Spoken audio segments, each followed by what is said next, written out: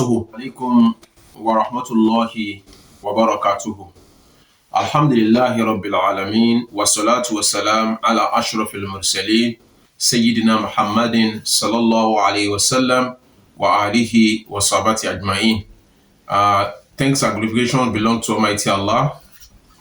We beseech His noble blessing upon the soul of Prophet Muhammad sallallahu alaihi wasallam. Likewise, also his companions and all the generality of Muslim till the day we shall meet Almighty Allah subhanahu wa ta'ala. We pray to Almighty Allah subhanahu wa ta'ala that Allah should count us among the successful who are going to be admitted into Jannah.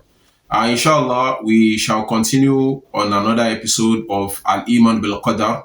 That is the belief in destiny, believe in preordainment, believe in predestination, that Almighty Allah subhanahu wa ta'ala that has destined everything that will come to pass, that will exist, that will occur on the surface of the earth, ila yawmi liqa, or ila yawmi al-qiyamah. Almighty Allah subhanahu wa ta'ala has destined everything that would come to pass till the day of resurrection, till the day we shall meet Almighty Allah subhanahu wa ta'ala. Now, Al-Qadar, like we said, inshallah, we shall be looking at لماذا الله خلق الشر أو لماذا خلق الله الشر. Why did Almighty Allah subhanahu wa ta'ala, why did Allah create evil? Like I said earlier, we should have it as a strong belief, a convincing belief as a Muslim who understands his deen, that Almighty Allah subhanahu wa ta'ala, that we should have a strong belief that what? That Allahu huwa alladhi khalaqa al-khayr wa shar, is Almighty Allah subhanahu wa ta'ala who created evil and is the one who created good as well. So it means anything that happens to you, either good or bad, you should have it.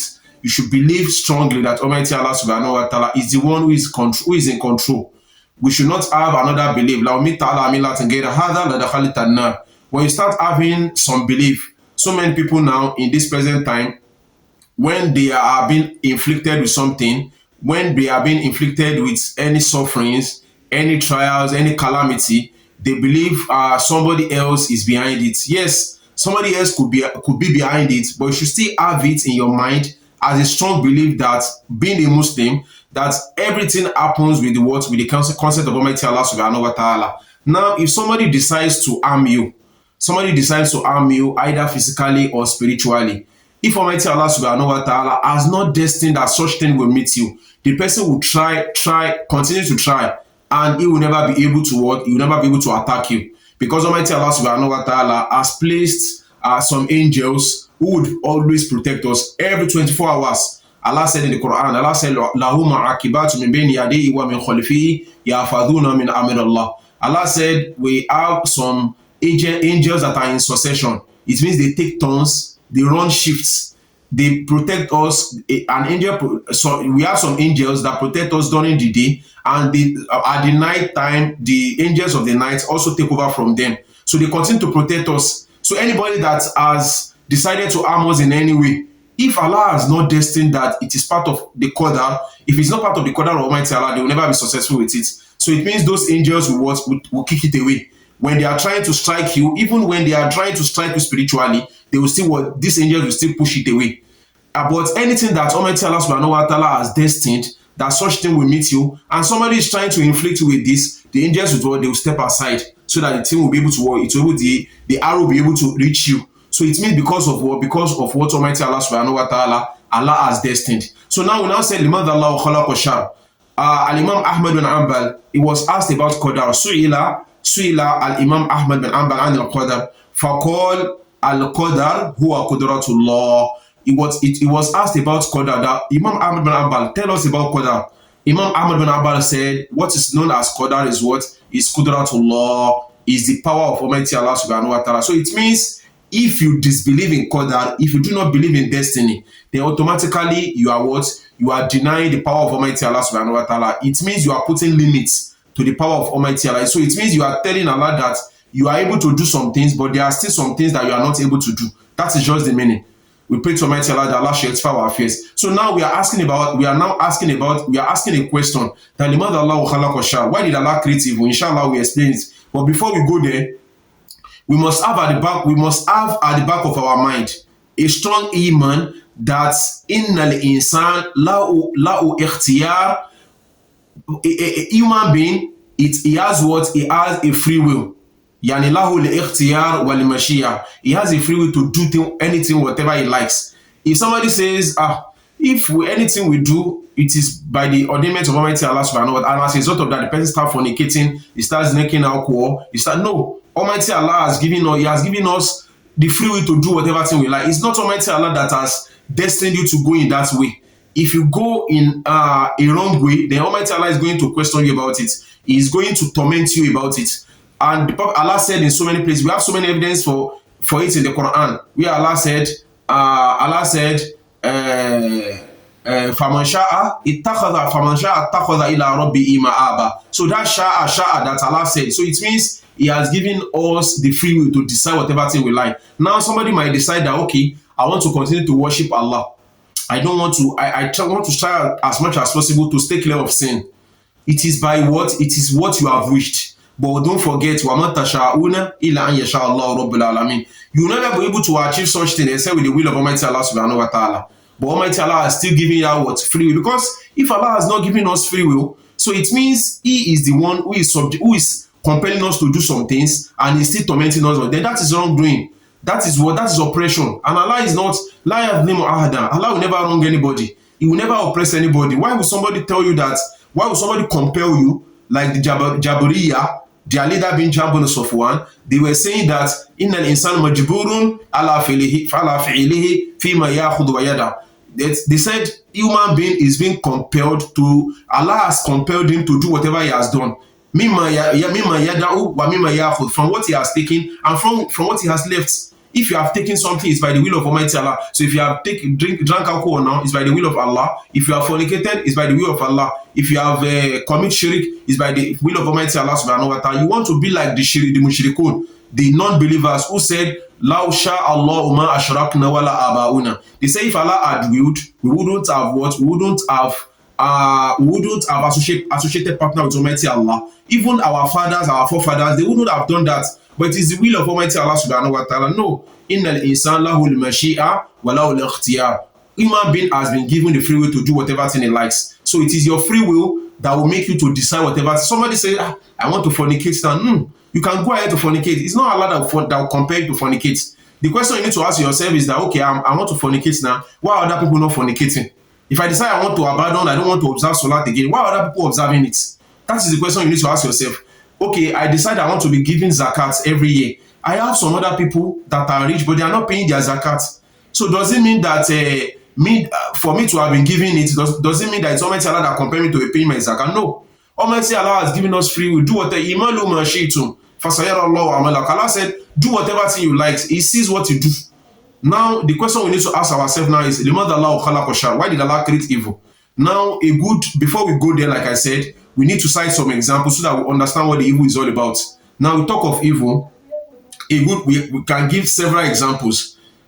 Several examples are what? Several examples is, why are some people rich? Why others are poor?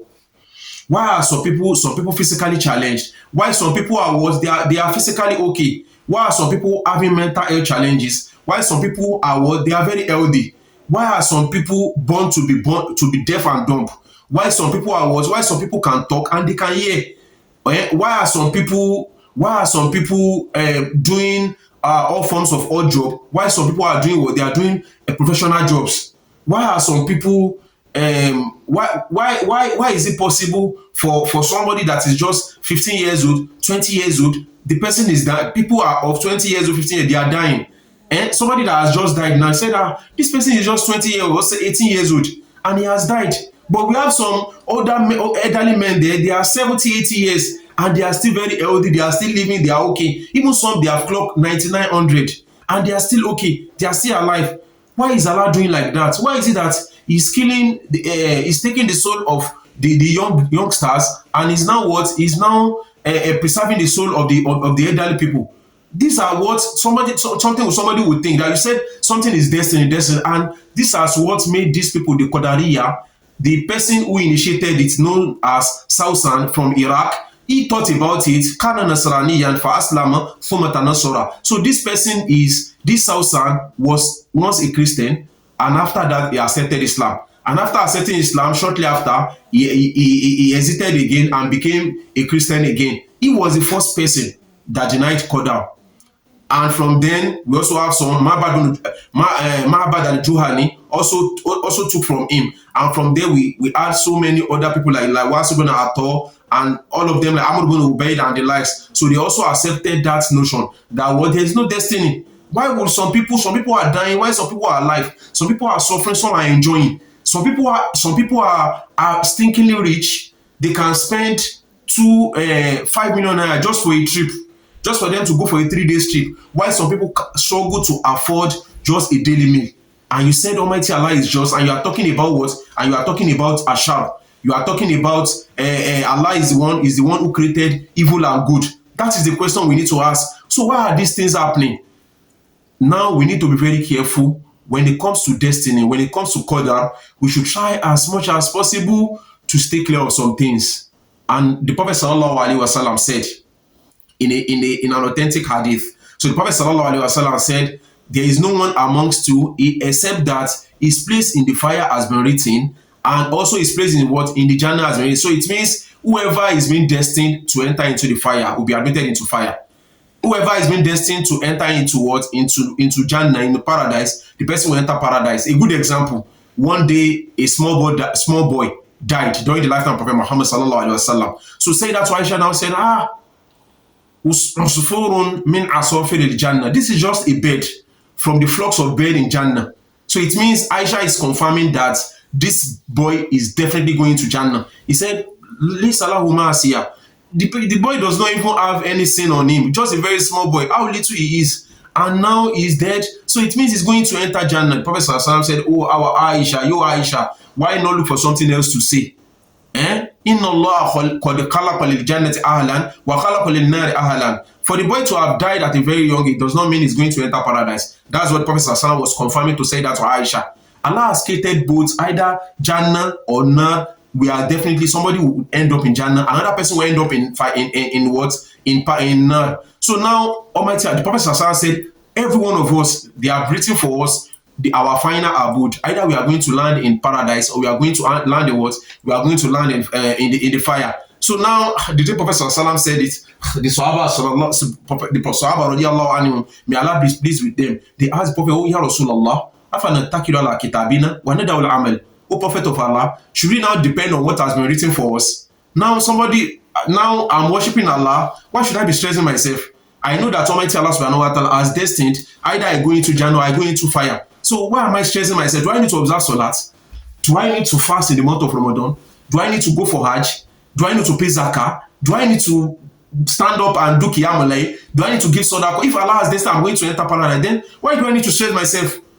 And somebody drinking alcohol now. The Prophet ﷺ said there are some people that they will be doing the actions of the people of hell. But when it's just like a arm's length for them to die, they will just change their ways and they'll start doing good.